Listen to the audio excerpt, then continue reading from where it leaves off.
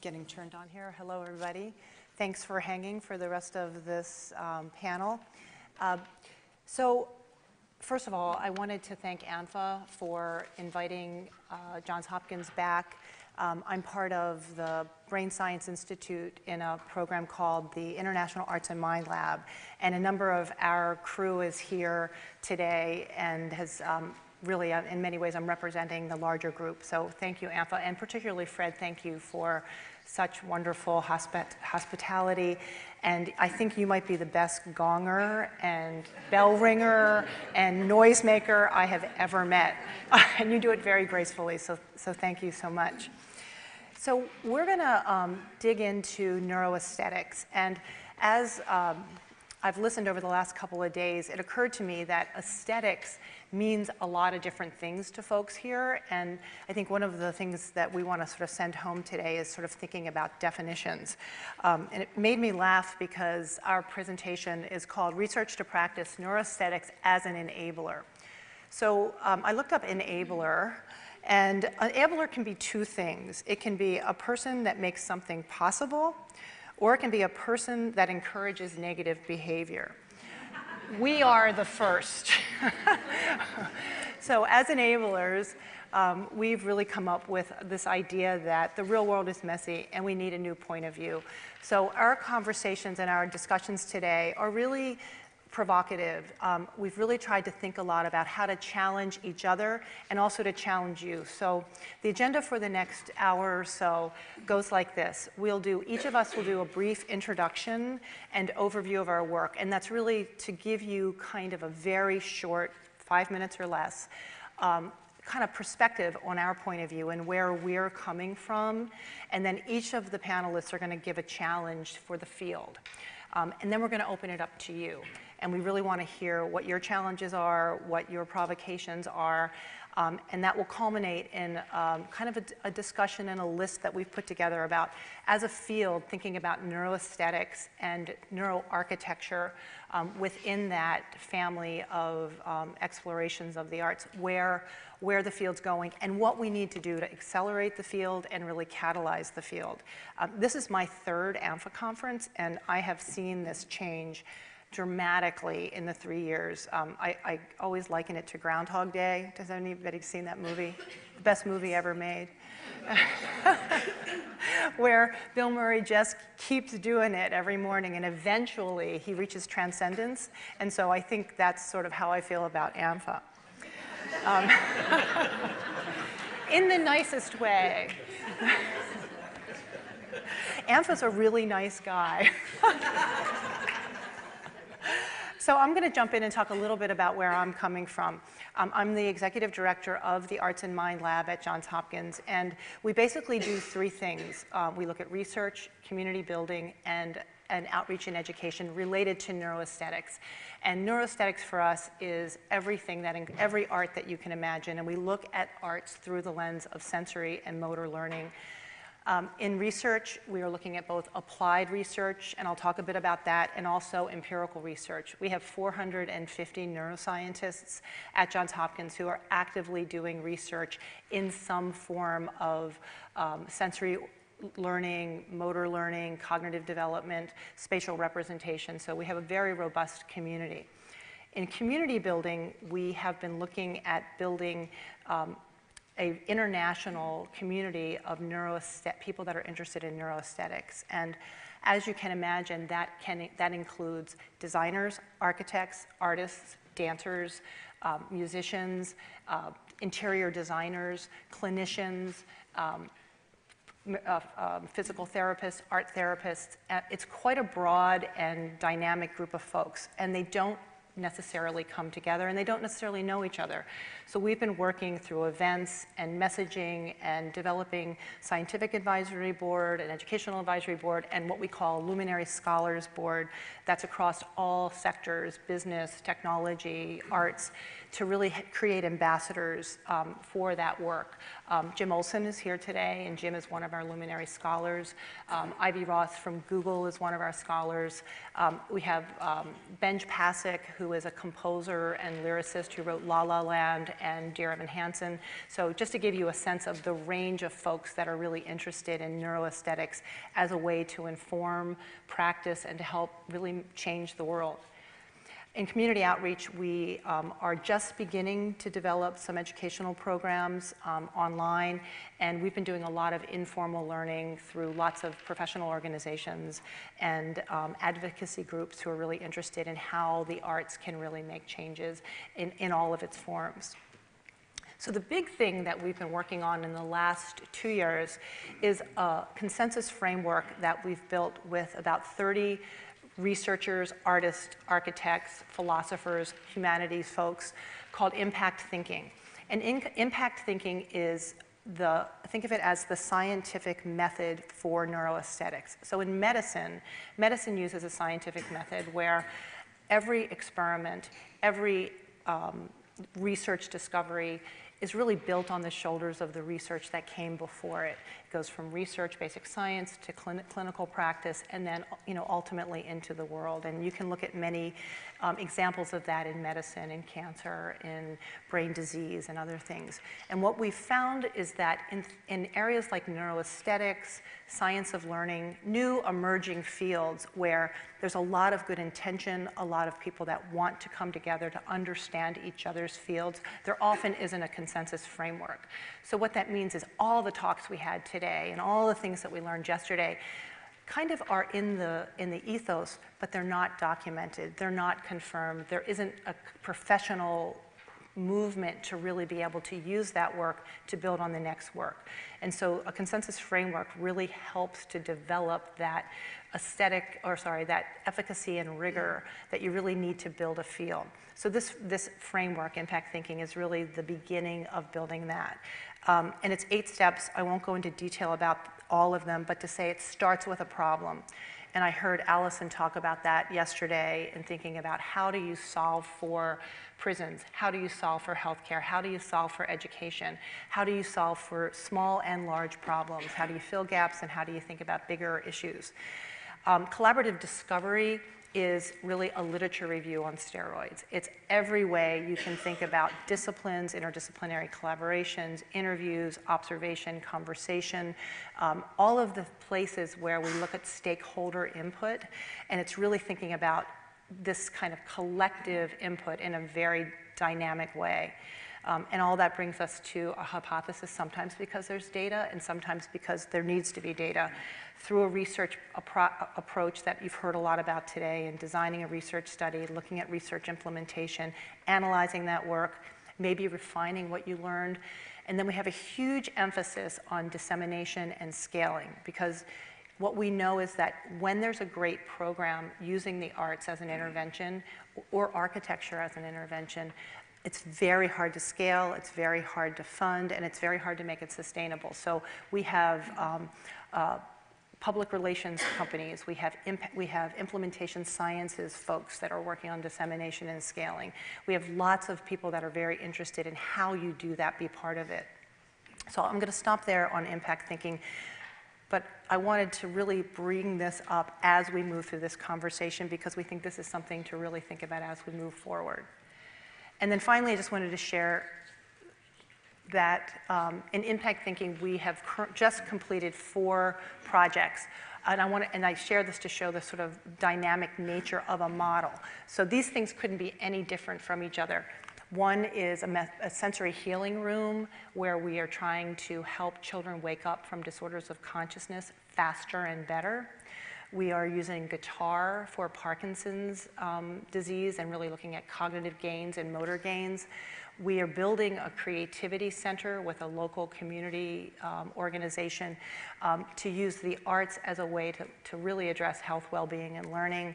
And then we're working with Alzheimer's and dementia patients with a project called Tailored Arts Program, where we're looking at reducing cortisol to help manage aggravation and anxiety and frustration for patients that are experiencing dementia. So all of these are being used. The commonality in this is the thread of some kind of art, but the impact thinking model is really what we're using to build that.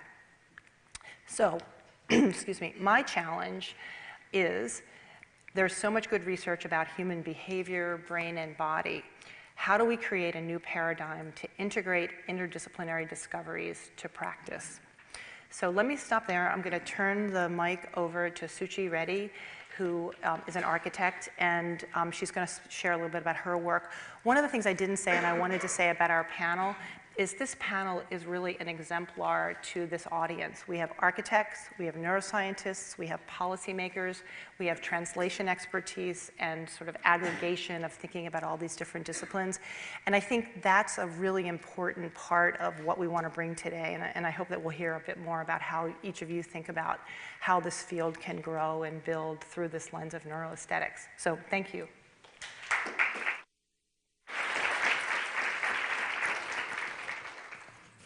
To you.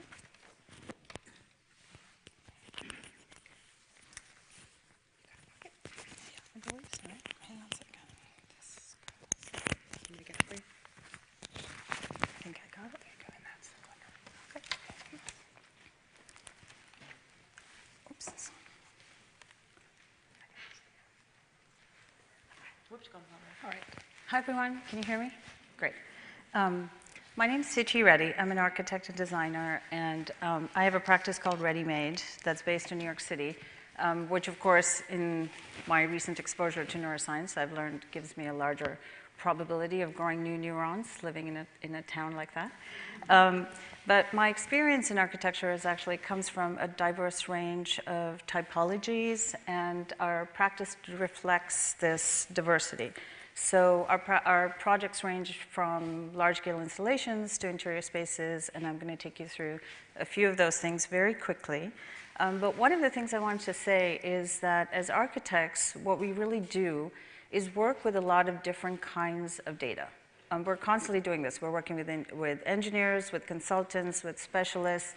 We don't proclaim to be specialists in just about anything, but what we're used to doing is really taking information from different disciplines and figuring out what of that is salient for us to actually create a space. And so while we do this, the method that we really employ, I think, is creating a hierarchy of values. And for me, the value that's most important has been a human-centric one. It's been one that I call feeling. And for me, it's most important to think about how does architecture make you feel? And therefore, there's so many things that come out of that, but people always might forget the details of how a space looks or what it did, but hardly ever does anyone forget how it made you feel or how it didn't make you feel. And this, I think, is something really important to focus on. And so for me, form follows feeling, and this is something that we explore in our practice.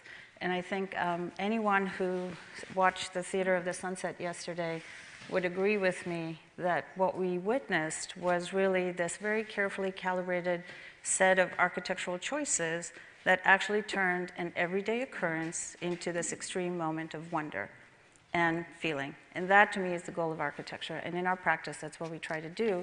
We amplify the potential for feeling, which then also leads us to study how we can perhaps manipulate that for better outcomes for people. So I'll just take you quickly through a few of our projects. The first one is a large public installation. This covered about 2 acres of a very famous park in New York City called Prospect Park. And it was a community engagement project where we picked a single object that we repeated. I didn't know that I was doing this in some kind of fractal way, but there I was, working with a single element and repeating it. And what we did is make it out of an element that could withstand the weather and also allow people to put their own graphics on it. So this project stayed up for, I think it was 10 days. It was extremely popular. And what we did is actually amplify kind of the sense of wonder that people felt when they saw a pinwheel, when they heard it move, when they saw it translate the breezes in the park into a physical movement. So to work with sense and feeling and to amplify that to create a project that then became immensely popular. And people actually took every single one of those things away. So the project actually disappeared into the surrounding neighborhood. And I still get pictures of it, from the hog stand on Long Island to wherever, I get pictures of pinwheels. and with lovely messages on them, by the way. So this is a project that we were asked to participate in designing, and we didn't win this, but the idea was to create a global center, a center for the global women's and girls' rights movement. And this is a project where we tried to amplify not the sense of wonder so much, but a sense of play and community, and really think about what does it feel to be like together? How is that an open feeling? How does it feel to be strong, transparent, delicate, and how do we make space out of that? The third project that I'll show you is a house that we recently completed in collaboration with the artist Ai Weiwei, who you might have heard of. But this is a project where, again, we try to amplify the potential for feeling in nature and really seeing what the senses in the body do when you look at landscape. And the last project that I'll show you, whoops, 1 second, I have a backward slide, is the sensory healing room that we're working on with Hopkins, where we're looking at very rigorously, actually, and in this case with a medical team who can support us to help us see what happens to patients who are recovering from disorders of consciousness, to see if they can have better outcomes if we manipulate the sensory input in the room. So there are 4 different ways in which we want to do this: touch, sound, smell, sight, and we've introduced different elements into the room that could be manipulated to create, to either reduce, increase, modulate, manipulate these elements so that the doctors can actually measure what's happening. So for us, this is a very interesting project where we actually get to not just have the anecdotal confidence that we do as architects, that what we do makes a difference to people, but to really hopefully get some proof of that will translate into many other fields. And with that, I will end with my challenge, which is that we've been making great architecture without any specific knowledge of neuroscience. And my feeling has been that we can make better buildings with all of the data that we're getting. But what do we actually know that can help us make better architecture?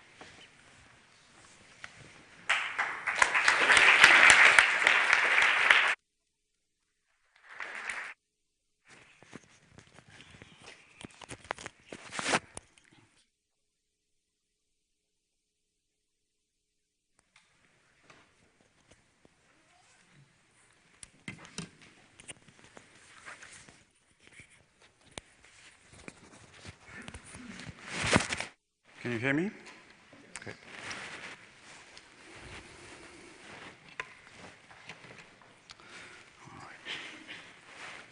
All right. My name is Sergei Gebstein. I'm a scientist here at the Salk Institute. My office is facing the plaza, just next to the vanishing point from where you were standing yesterday. My projects involve computational neuroscience, systems neuroscience, a field called psychophysics, and experimental phenomenology, which is the modern term for what used to be Gestalt psychology in the early 20th century. I would like to introduce my work by making this important distinction. I like to say that we have one reality but many worlds. 2 of the worlds that matter for us here most is the world of experience and the world of science, or the physical world. It's important because one world is known to us all. It's given to us. That's how phenomenologists describe this world. It's given. Everyone, including architects and scientists outside of their labs, populate this world. This is this world. This is the object in my world right in front of me. I know it's a solid object. When I lean on it, my hand will not fall through it, as opposed to the world of science, which will tell you that perhaps this is essentially void with a number of particles moving through. The world of experience is the world that is familiar to us all. We describe it in terms of life world. This is how phenomenologists call it, analytical philosophers call it manifest image of the world, versus a scientific image, which is not given to us directly.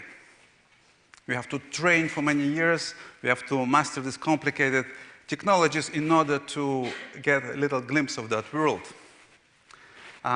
The words we use to describe these two worlds, of course, is subjective and private world, the mental aspects of reality. This is how we describe the world of experience. It's all about mind versus the objective world, the public one, the mind-independent reality. We talk about the world of experience being somehow connected to what's inside our heads, and we use what we call introspection in order to explore it. The world of physics is the world out there. It appears to be out there. We say, here it is, right out there. I'm looking at it. I stretch my hand and I touch it. This is the world out there. It's external to us. Internal and external, these are the terms we use often. Also, we talk about first-person experience, my unique first-person view on the world versus the third-person objective public world of science. Now, an important concept that pops up often in conversations of the sort we're having here is this idea of two cultures from C.P. Snow, Charles Percy Snow, who wrote this famous essay called Two Cultures. Do we have two cultures, really? Or maybe the situation is a little bit more complicated. And it turns out, at least for me, every time I'm trying to apply this kind of thinking to any specific issue, I discover that the reality is a little bit more complicated. So I happen to study the concept of space, or spatiality. And just to illustrate what I'm thinking about in this context, let me try to draw this arc between mind-independent reality, the physical world out there on the left, and the so-called socially constructed reality on the right, which is the reality which is product of our culture. Something like money, like institutions, etc. So let me start on the left side. We have space of physics. It's outer space in cosmology, in relativity theory. This is mathematical sophisticated space, which is explored well, but I would argue it has nothing to do with how we experience the world. But before we talk about experience, between the physical world and the world of experience, we have this world of research in neuroscience. I'm a vision scientist. I like to talk about how vision constitutes space, but also we talk about auditory spaces. We talk about space represented in the brain, the hippocampus, and those grid cells you heard about yesterday. I would call this physiological space, and only then we have the space of experience.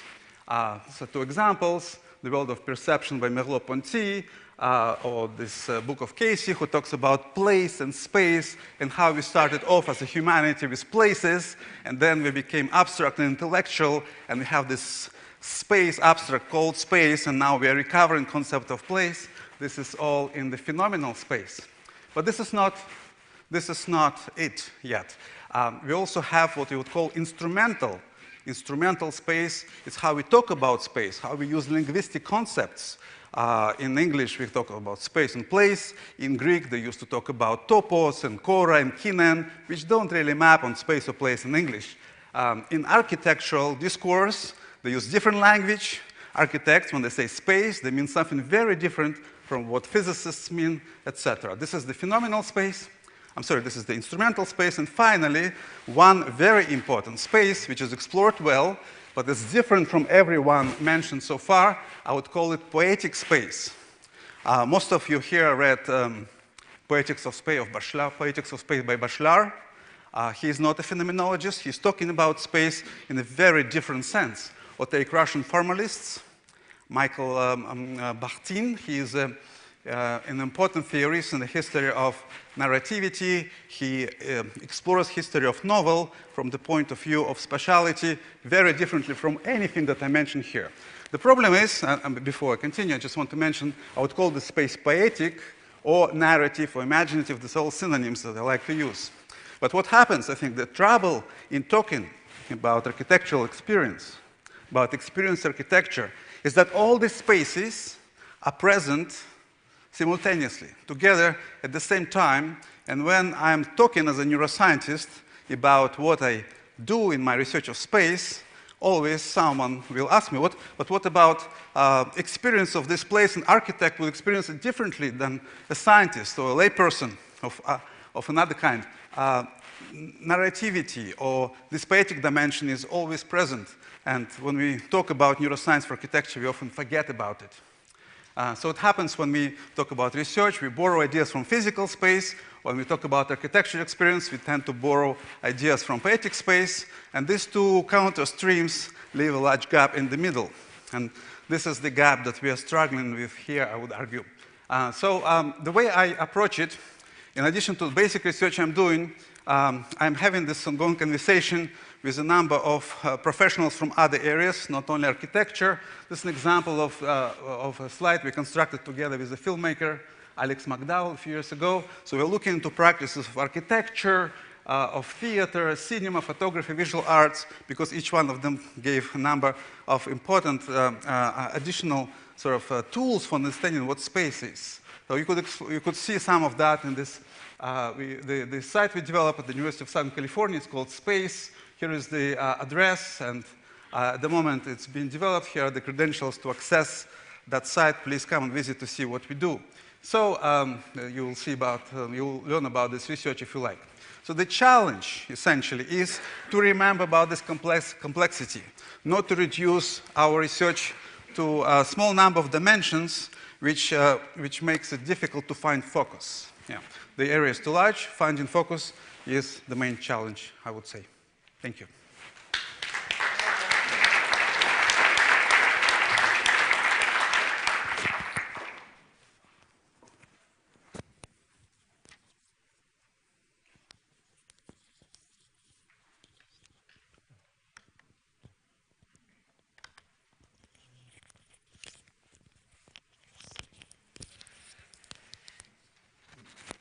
Uh-oh. Can everyone hear me? Yeah, so my name is Andrew. You might remember me from 30 minutes ago.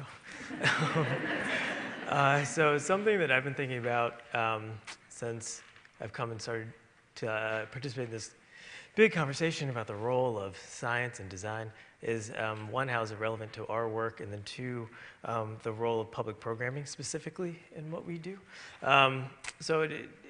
My title is Associate Director of Research, but public programming features pretty prominently in what I do, not just my role specifically, but also the organization as a whole.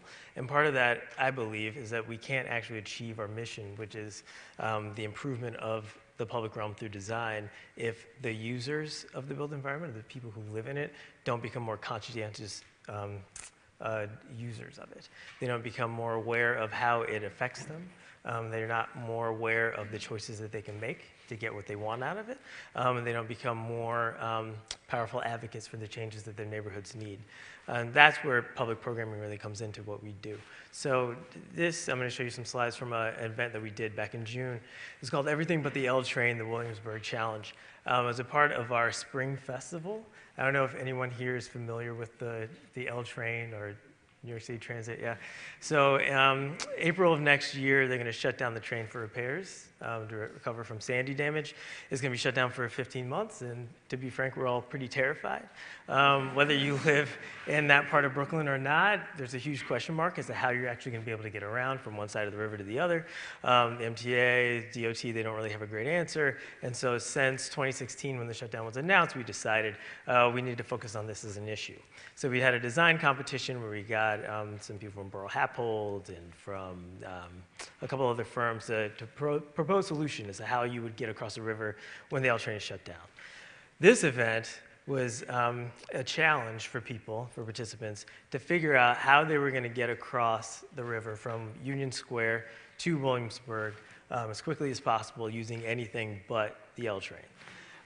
My twist was that I took some EEG headsets that we had in the basement and I threw them on the participants' heads before they took off, in the hopes that it would be one more instrument they could use to understand how this trip was impacting them. And this is someone getting stuck with a bike sensor. We had a couple of people on bikes. We had a couple of people who took the subway train, alternate subway trains, and we had some people take a cab. Okay, there we go. These are some people that are trying to take the J train over, which is actually, that was disrupted that day, so their commute was about 85 minutes, 85 or 90 minutes. This is also on Father's Day. It was 95 degrees outside with 90% humidity. So the conditions could not have been more miserable. And at the end of it, we brought everyone together to sit down with policy experts from the ITDP, is the Institute of Transportation Policy and Development Center, and they talked about, in context, what were some of the challenges that you faced when you're trying to take an alternate route across the river? What were some things that worked out for you? What were some pleasant parts of your experience that maybe you didn't anticipate before? And then we brought out the data as well from the sensors that we used to put it in a deeper context. So it's like, but this is showing you, it's a pretty crude representation of areas of meditation and calm versus areas of concentration, just to give a more robust layer to this conversation of, as you're moving through the environment, what's happening to you. And again, we had maybe 8 to 10 people participate. So the idea here wasn't really collecting data. It was more about empowering the people who were participants to think about, in a deeper way, what's the environment happening, or what's happening to them as they move through the environment. Originally, the question that I have here is, what's the place of the user in this conversation?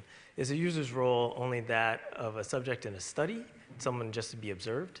Or can users play a more active and collaborative role in the process? Can we actually treat them as a partner based on the information that they're getting themselves?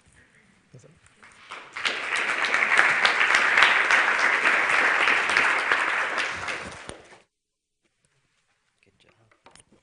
Right on time. I'll keep mine.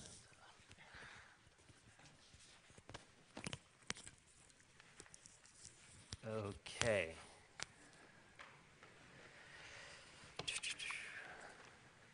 My name is Shay Trahan. I'm an architect from New Orleans. I'm an associate at Chaplin Peer Architects. We're a firm of about 30. Our history came from historic buildings and adaptive reuse. And over the past few years, we've kind of been evolving towards more contemporary practices. My role in the firm is I am in charge of all evidence-based design initiatives within the firm.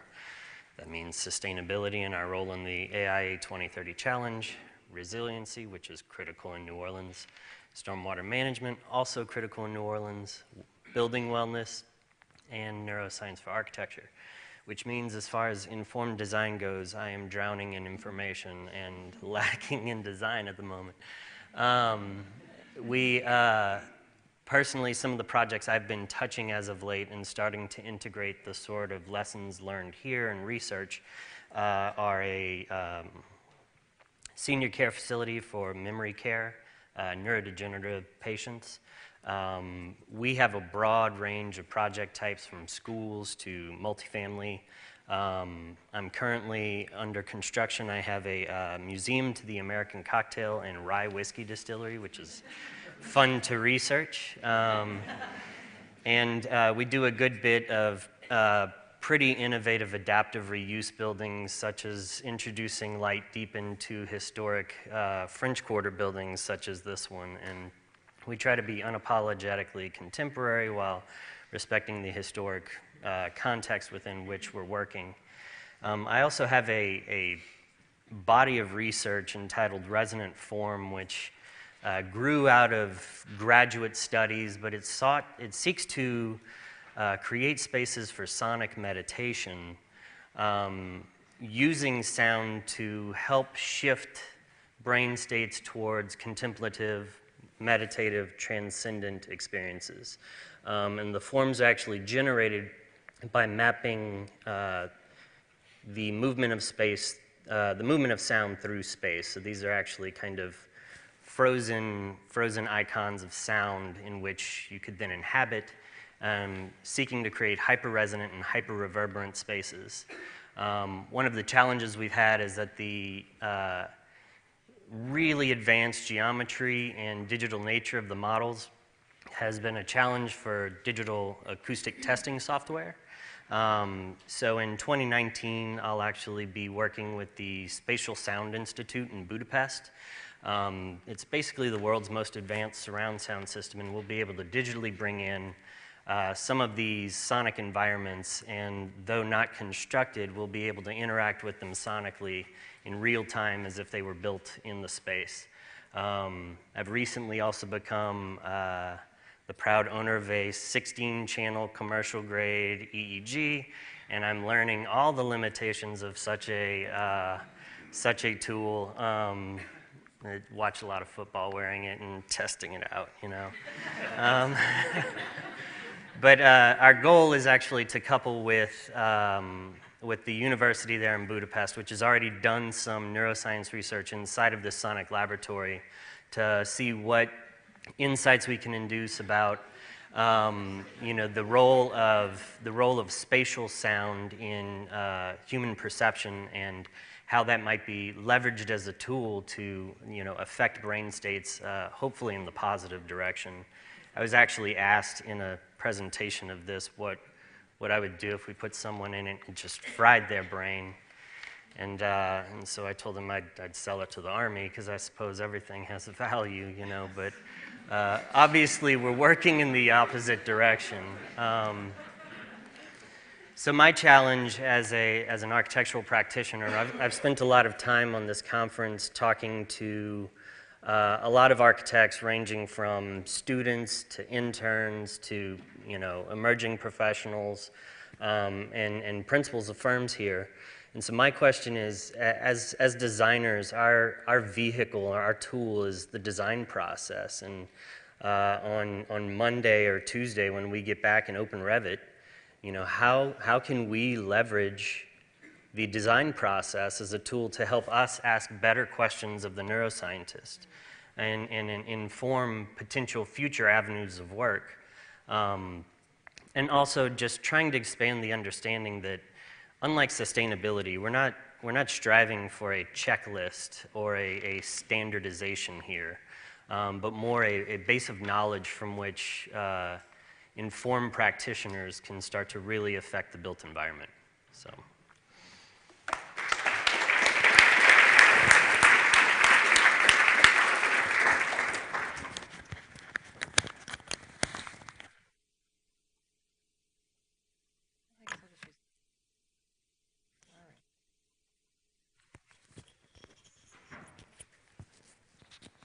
Okay, aren't they amazing? I mean, this is the universe, so thank you so much. This is really, really great.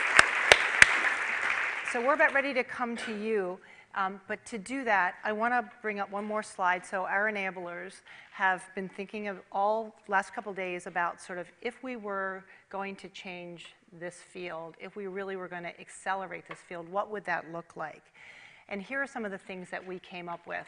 And we put this out as provocations to you. We really want to know what you think. We want to add to this. We're going to build on this. We're going to give it to Fred. So I'm just going to quickly come through these. First, we need a common language across all disciplines. There is language, there is words that I know means different things to me than means to these guys, and vice versa. I think we have a lot of language that we really need. We need to create an interdisciplinary field. It's a new field where we really aren't saying neuroscience out or architecture in or dance in and neuroscience out, but how do we come together where we level the playing field and we really are able to hear each other and understand what other people are thinking and bring that new knowledge in. Developing guiding principles, not prescriptions. We are not going to be able to give someone a prescription on how to create an environment that's going to be unique to a community, but we can have guiding principles. Another idea we had was this idea of developing universal metrics to evaluate human outcomes. So what does success look like? What is the gold standard? What does rigorous research look like? This idea of adopting a consensus framework for scientific rigor and a systematic process where we can have the same goals and conversations, and where all of these research concepts and ideas and experiments fit into a larger universe, an ecosystem, if you will. This idea of accelerating technology and tools for integration in real-time behavior, this conference is the first time that I've seen sensors introduced and behavior introduced in such a dynamic way, and it really, I think, is a game changer. Developing consistent training and educational programs, that's within our own fields, but also in the broader community.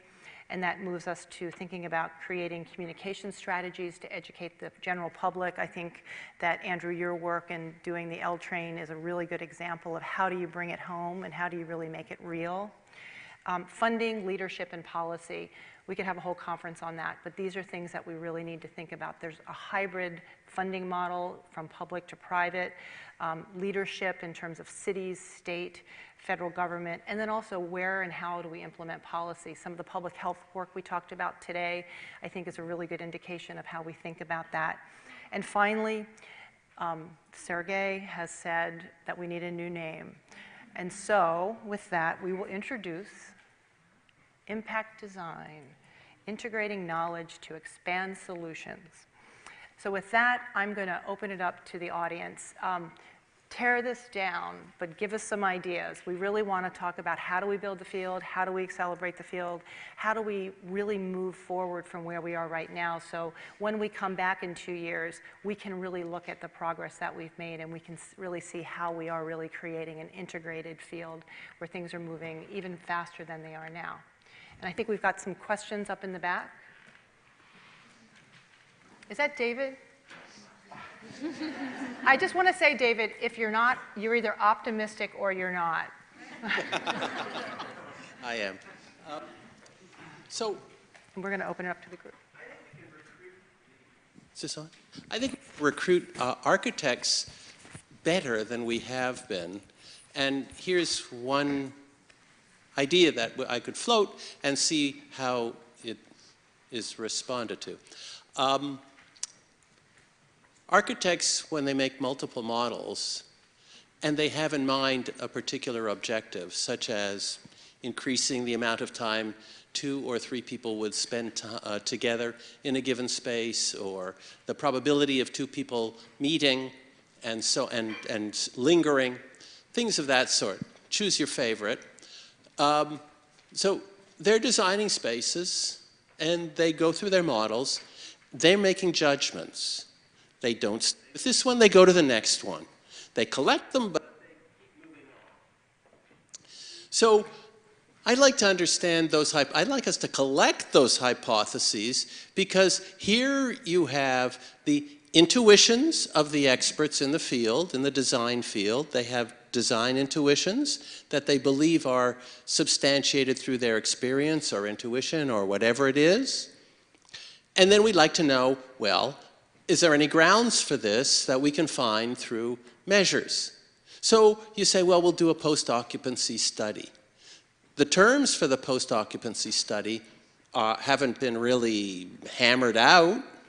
So we would like to know how to do those better. And we'd like to get some more grounded stuff that isn't just at the level of survey data. But there's a nice place to come and collect things, because we could collect lots of designs, we could put it up on the web, we could have architects say, I think this one is better, no, I think this one is better. We could see how split the intuitions are on the architectural side, and then we could have some, maybe formulate some conjectures on the science side to see who's right. Not that you'd get anything other than ideas and hints and possibly some principles. Nobody would be able to issue and design strong maxims, wouldn't work, but you'd get some ideas. Just a thought. So if I just to repeat and kind of frame that in terms of a tactic, what you're saying is that this community could in essence create a directory of neuroscientists and architects where they could call on each other to really be a forum to look at different kinds of issues from the neuroscience point of view. You could pull architecture together and review that, but this would be a repository to be able to pull on resources, and in some ways on an ad-need basis, where if you need it, you can call on this and you can pull up the kind of resources that you need. You know, like if you're in New Orleans, you may have Shay as an architect, but who do you call on? Do you have a neuroscience bank of people that you work with? Or is that what you're saying, to really kind of how to build Well, these relationships that is the social tactically? coordination, though, of course, I'd stick in the web as a big facilitator where people can post things. I'm thinking from the science side, where do we get the good conjectures?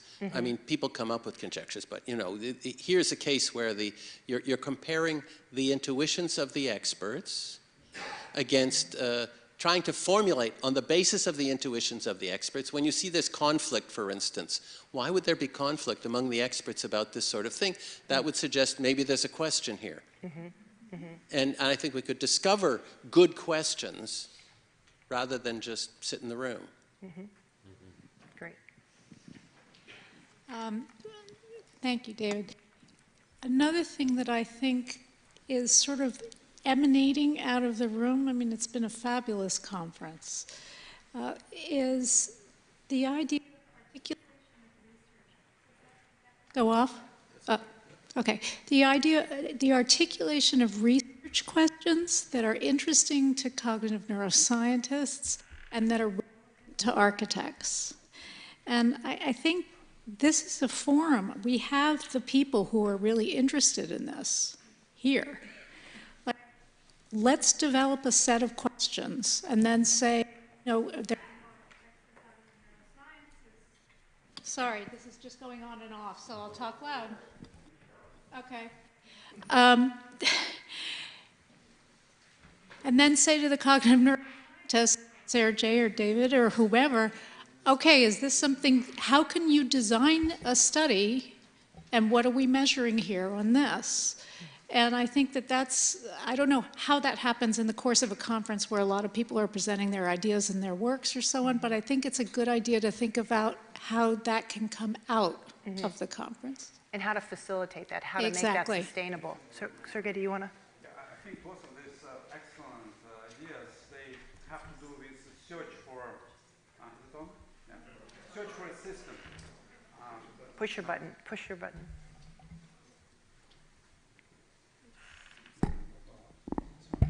Yeah, we're looking for a system, and quite often in this context, in the New School for Architecture and Design here, where I'm helping to organize the curriculum in neuroscience for architecture. In the end of the conversation, someone always asks about some sort of organization of questions, some sort of set of principles, not prescriptions, but principles. We are looking for a system because the scope of this conversation is too unruly, too large. And as you mentioned, Susan, new comment about Groundhog Day. It's sort of, like, you know, Nietzsche had this eternal return. We have this eternal beginning in the sense that every time it feels like we start from square one. The neuroscientists, when they talk about their stuff, they feel compelled to introduce elementary ideas, afraid that architectural community would lose them in the very first slide, and architects are trying to do the same introductory sort of add this introductory component every time. So the question is how to make incremental progress, how to start the next conference from a new position, at more advanced than the previous time.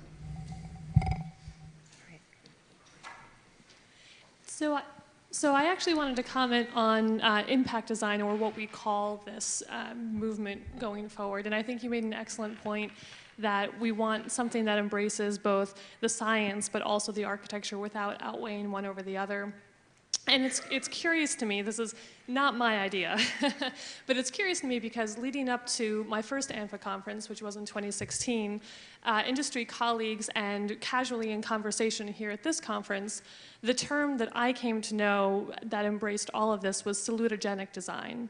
And that comes from the term salutogenesis, which is a medical term that focuses on factors that improve the health and well-being of people.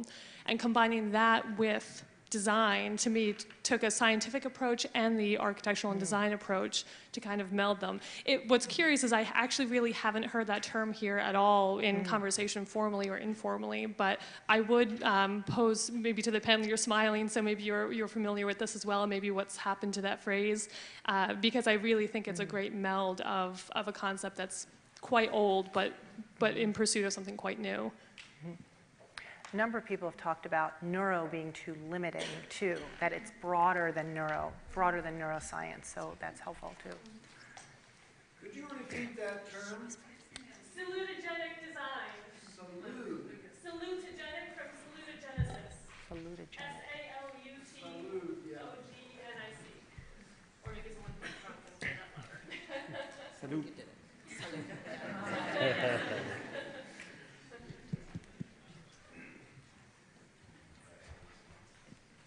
Everybody's got their hand up, but I have the microphone.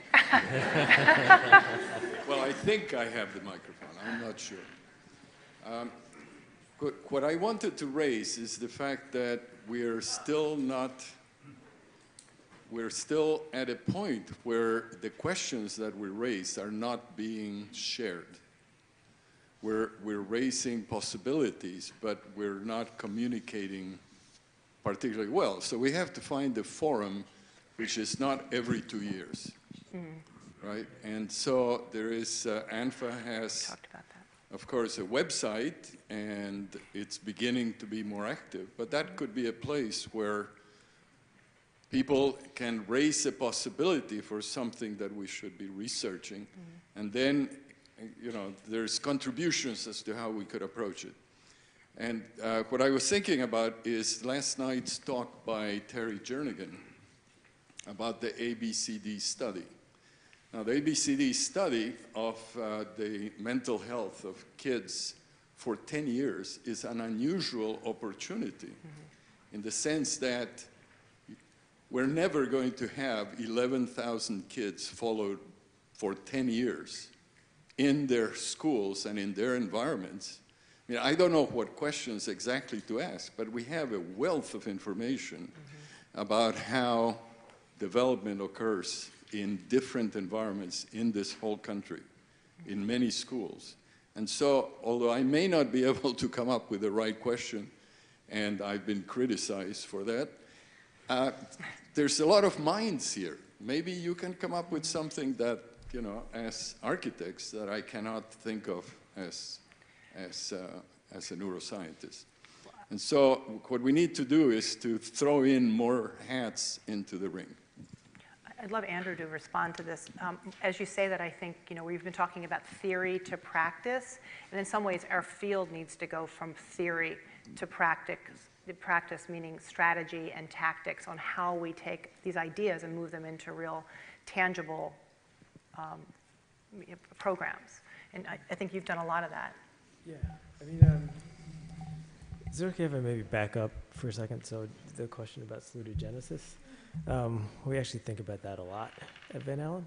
And I think there might be a bridge between the point that Eduardo made and the point that you're raising. So there's an issue, I think, within architecture when it comes to that question of salutogenesis, which at its core is really about, it's about like causing health, right? It's about introducing healthful elements. It's not about reducing harm, right? So I'm just gonna be blunt. So if an architect thinks of their impact as being confined to the space in which they designed, right? Salutogenesis as a possibility is kind of reduced because think about prisons, right? So if you want to improve society along those lines, like you have to think about change beyond the bounds of that space, right? And so the question about architecture at that point becomes, I think, a bit broader. It's like, how are your designs then maybe a catalyst for that change, as opposed to just saying, well, you know, I impact you from the moment you walk in to the moment you walk out, and that's it, right? And I think that concern can be raised within the discipline. I think it can be raised within the context of this collaboration of asking, you know, what are the right questions? Who should be asking them? It's like you have to decide. I guess a simple way of articulating it is saying, what are the goals, right? Like, how broad do you want your impact to be?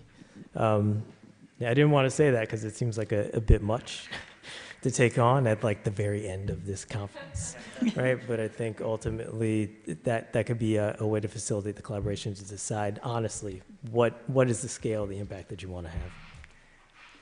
Do you have a question? Yes. Sorry, I have a mic. Sorry. Oh, sorry. Quick one. So a lot of the experiments that we've seen, and Sergey, we talked about this a little bit, but in order for an experiment to work, you have to isolate for one factor of variables, let's say, right? And we've seen a lot of that. But what we know of the world, and especially of, the built environment, and the natural one as well, is that the way we perceive it is very multisensory.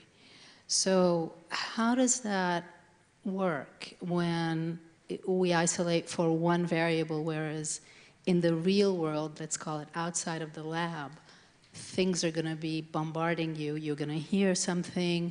Maybe your perception of that experience has to do with whether you just had lunch or you didn't get enough sleep, and also architecture is very sequential. It's experienced in movement, and there is light change, there's cyclical factors, seasonal changes. There's so many variables. I guess my question is, where do we go from here, where the experiments and the methods for testing, and I'm not talking about the qualitative questionnaire post-occupancy evaluation, but more the experiments that are done, the physical experiments. How can we use those to inform the way that we design and how buildings affect us? Because right now, from what I've seen in the past couple of days, it's diverging. It's not. I'm finding it hard to understand how you can bring those experiments to a point where they can really inform the multi-sensory aspects. To address part of your question, a part of your question, there is a branch of neuroscience that has to do with intersensory interaction. It's called sensory integration. It also has to do with how this information is used for action. It's called sensory motor control. It just so happened that at this conference, this part of neuroscience was not represented, but it's out there. And then, of course, doing research, as you mentioned, one experiment at a time is very slow. In the process of design, you may have many questions, but I think having a scientist on a team to solve a problem, the scientist would bring this broadened knowledge into the conversation, so you would not need to address every question with a separate experiment. Also, I just feel that as architects, we have been doing this kind of testing in real time when we work and we iterate and we make changes and we know what works and what doesn't work, and we reference older projects, we reference other people's work, we look at history to see what's working. I think what we really need and would love is being able to digest all of these smaller sections of research that affect all of these things that we do, so that people can actually come up with maybe a new way of using this. So I think, for instance, having a, what was the discipline called? Sensory motor control. Yeah, having a consultant who brings that to the table, and can tell us as architects when we're actually working through something and saying, yes, I can make this procession go this way, or I can make it go this way. And it's not just an intuition. I just want to come back to that word. I feel quite strongly that while there is this element of what we cannot describe as a method as to how we do what we do, it is actually an aggregation of skill and study and knowledge that's actually influencing that. Architects are not very good at being able to break that down into a process, and sometimes breaking it down is actually antithetical to actually doing any good work. So it's sort of a balance between that, I think, in terms of experiencing the fullness of human experience, both from the scientific perspective of understanding it, as Sergey says, and also the essence of that experience, Shay, did you want to add to that? I mean, that notion and that challenge and that frustration was the genesis of the comment, "The world is messy," right? And I think ironically, we have, people working at different scales here, with Andrew working at public policy scale, and his timeline is we need answers now. And then we have architects working at building scale, and our timeline is, well, we're going to spend a couple years designing this and building it.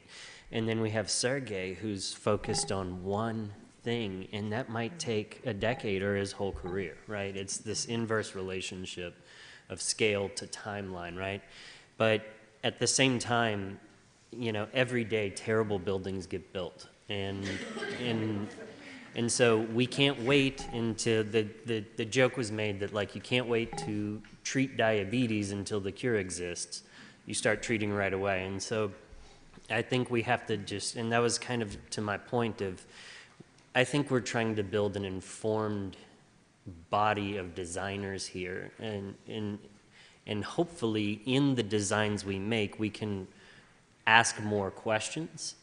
But there is no silver bullet yet, and we're not going to get there immediately. I just want to say it's like Groundhog Day. It's Groundhog Day. But public health, public health is like this, right? Medicine's like this. It's iterative design to get there. And I know we have a question here, and then I have a question over here that I want to make sure we get to. We have about 5 minutes and we're done. So, but let me go here and then we'll go over there. Oh, I don't know. Oh, you have the mic. I don't know. Why don't you go and then here and then we'll go here. Sure. I want to introduce the term embodiment because it's a neuroscience concept that most people here understand, and architects, at least historically, have understood embodiment implicitly, intellectually. They were embodied designers prior to, let's say, 1875. They worked with artisans, they worked with clients almost directly, they were on building sites. Today, that embodied level has been reduced to the distance between a computer screen and the architect's eyes. And it's been further reduced by post-structuralist theorists who basically have been telling designers that they can write their concepts down and produce buildings. So my challenge is, how do we find a way to get back to architects being the experts in embodied design? And that has to include not only the wonderful research that is being presented at these neuroscience conferences, but also a look backward to prehistory, to human beings, and how human beings have experienced the world, the Umwelt that we've experienced for thousands of years, and the wisdom that we have had for thousands of years, going back to Aristotle, Plato. Architects have also shut the door, as of about 1980, looking at what they call the historical built environment, or historicism. If we're going to have prehistory, if the scientists are going to study prehistory, if the scientists are going to study human beings as animals, architects have to study the history of our discipline. And that history includes classical architecture, traditional architecture, and all of the architectures, Chinese classical architecture, that have built in brain-based rules and principles that architects could be using today but have thrown away. Part-to-whole relationships, harmonic proportions, ornament. We saw one presentation where there was a list of about 50 things. And it's a set of tools, about 75% of which architects don't use today because of the ideologies that we've accepted since about 1920. Brain scientists, you should understand that. Architects, you should understand it too. Sounds like a revolution. Yeah. We've got a question up here. I would just like to build on the third point that you have up here, developing guiding principles. I think it would be great if an organization like ANFA would come away with research insights from which design principles or guiding principles can be developed. Because perhaps one way might be for every one of these presenters to say, what is your 1 or 2 research insights that you've garnered for this, and maybe the website could then be that repository. It doesn't mean that, you know, in education is going to fit the same as healthcare, but there are different kinds of research insight. We've been researching for many, many, many, many years. We don't have to reinvent the wheel, but we do have to allow that wheel to be seen. Well said, well said. I think we have one more question right here. Right there. It's an observation. I'm not so concerned about there being two different languages and that we somehow have to meld the two and have a common language. When my father and Lou Kahn designed this building, they spoke two completely different languages, but somehow they understood each other. There was a vibrant space in between. And my observation from this conference, I've been here for this is my fourth conference, there's an electricity in the air. People are excited. They're not speaking the same language, and yet somehow something is being generated that is moving things in a positive direction. C.P. Snow, science, humanities. Humanities can't talk like science. Science can't talk like humanities. I think we should be happy that we have these two different poles and that somehow there's something vibrant in between. That's a great point. So the energy between the differences. Yeah, well said. Thank you. Thank you. Okay. Very good. Okay. All right. Thank you. Okay. And a good way to end the conference. Kirk Hunker, why don't you step up?